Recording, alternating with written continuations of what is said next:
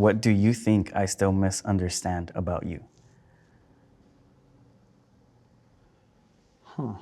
That's it's a deep question. Where do you start? There's a lot. We are alike in so many ways, but we're so different in so many ways in what we believe, how we see life. We're working on it, but I'm sure in our beginning, our misunderstanding was a big problem in our relationship. Just because we're sitting here don't mean that I've changed. I still stand by what I believe. I expect you to still stand by what you believe. And whether we agree or we don't, if we could find common ground, I think that'll be enough, you know? Yeah. How do you describe me to others? Oh, great. I think when people ask me, I say you're very blunt, I wouldn't say you don't care about others' feelings, but you're very straightforward. Whether it be a question or your opinion, you don't care about others' response or if they take it the wrong way. You're very loyal and you definitely stand for what you believe in, and you don't care if someone agrees with you or not. Okay. Why do you think I wanted to do this with you?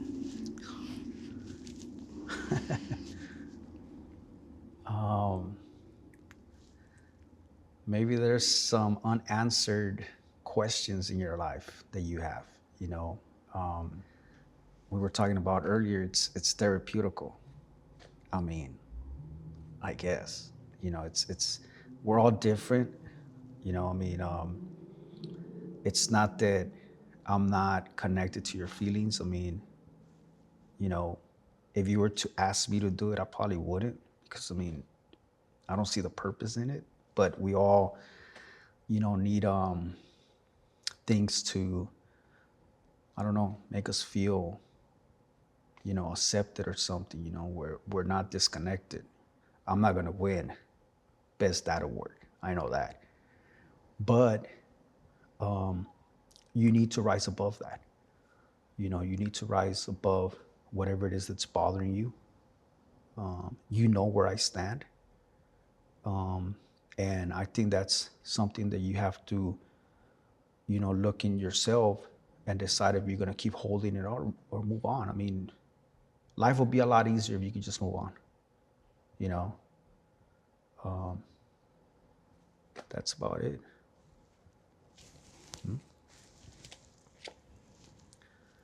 How am I most like you, and how does that concern you? I don't think it concerns me.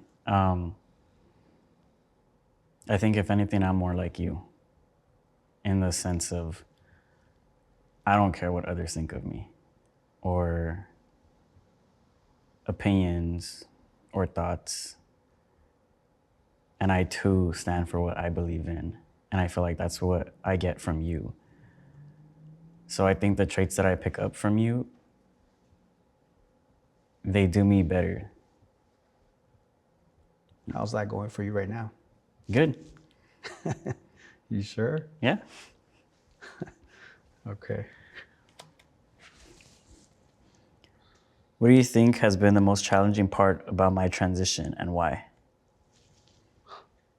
Great. They had to sneak that one in, huh?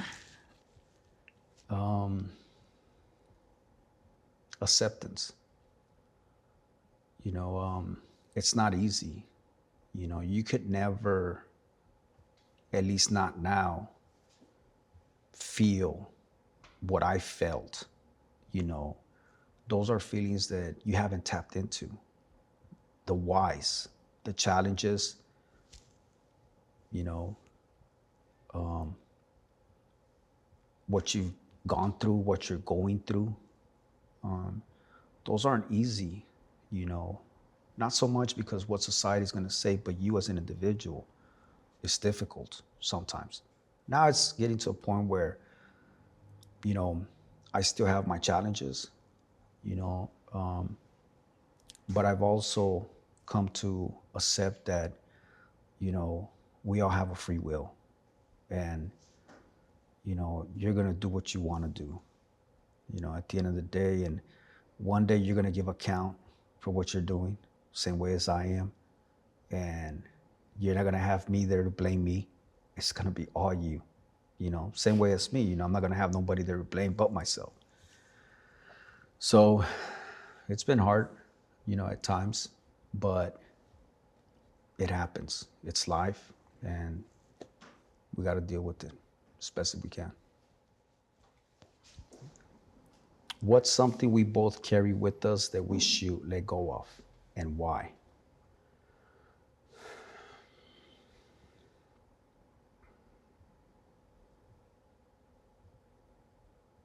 I think the why. You have a lot of the whys that maybe you don't think a lot about, but they're still there lingering in your head. And I feel like I have a lot of the whys also. But I feel like you said, whatever life throws at us, we just have to deal with it, whether we get our why or not. Sometimes you don't need the answer. You just gotta let it go. What do you think I'm holding?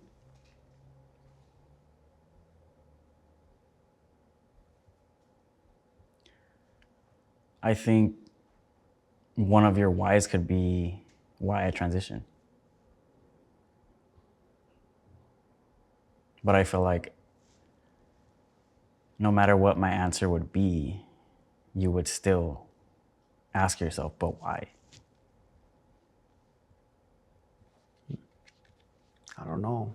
Maybe in the beginning there was a lot of whys, but now it's more like, you know, there isn't a why for it. I've made my peace with that. You know, I don't question it. You know, I just enjoy it. I enjoy the time that I have with you. You know, I want to have memories with you. I don't want to worry about the why. The why's been gone a long time ago, you know. And like I said, I mean, one day we're going to give account for that, you know, and that's something that I'm not going to be there to answer. I don't really think I have a lot of whys anymore. I think one thing life has shown me, and you'll see as you get older, is that once you get this age, you realize you don't really know a lot. You know, you're always learning every day, you know. I think that I've made that peace, you know, with myself. Um, there is a big why, but that's for another show. Okay. When did you see me at my most vulnerable, and what did it teach you about loving me?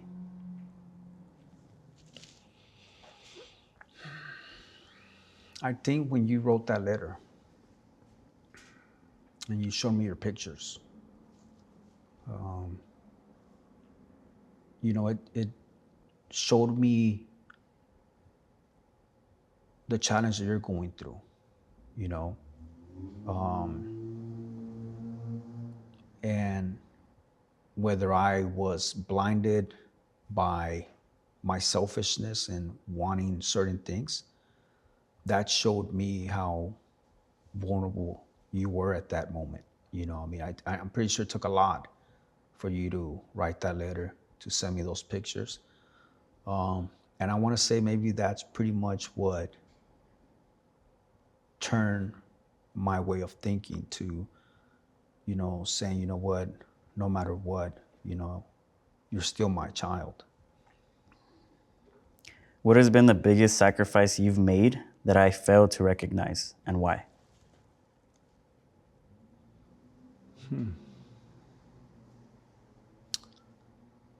Maybe now you could probably understand and relate a little bit more, you know, that the sacrifice that I made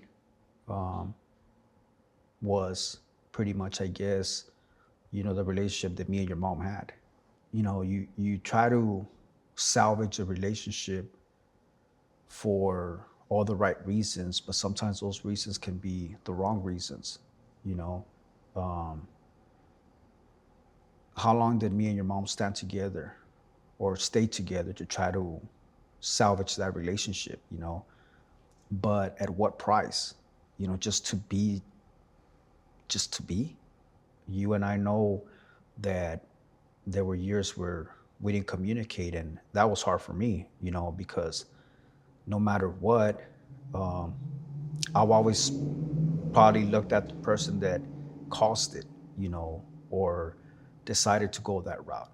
But now that you're grown, that you're gonna have your family, that you've been in relationships, that you're an adult, now I think that you could probably understand that, And I'm not looking for an scapegoat, I'm well aware of what I did. Do I regret it? Maybe there's days I do, but for the most part, I don't, because all that happened so that you and I could be here. I think my sacrifice, probably wouldn't be sacrifice, more selfishness to a certain extent, but I also sacrificed, a relationship with you and your brother, that we're trying to build now, which, again, as long as there's life, there's hope. What's the greatest lesson I taught you? I think to not care about anything. It could be the past. It could be people's opinions. It could be, in case someone insults me, how I take it, how I respond to things. I wouldn't say heartless, but I don't let anything affect me. If it has nothing to do with me, then I could care less.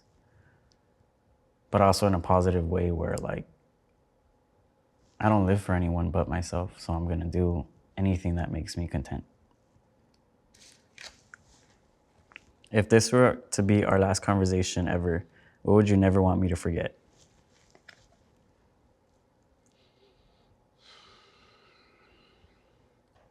That no matter what, I've always loved you. I've never stopped loving you. From the first moment that I saw you come out of your mother's wound, I've always loved you. Life has taken us in different roads, but that has never stopped me from loving you, And if this was our last conversation, is to know that your dad, in spite of all he did, loved you unconditionally, today, tomorrow, forever. Hey, if you are watching that video and you want to ask those questions to your family, visit theskindeep.com/shop to get the And Family Edition.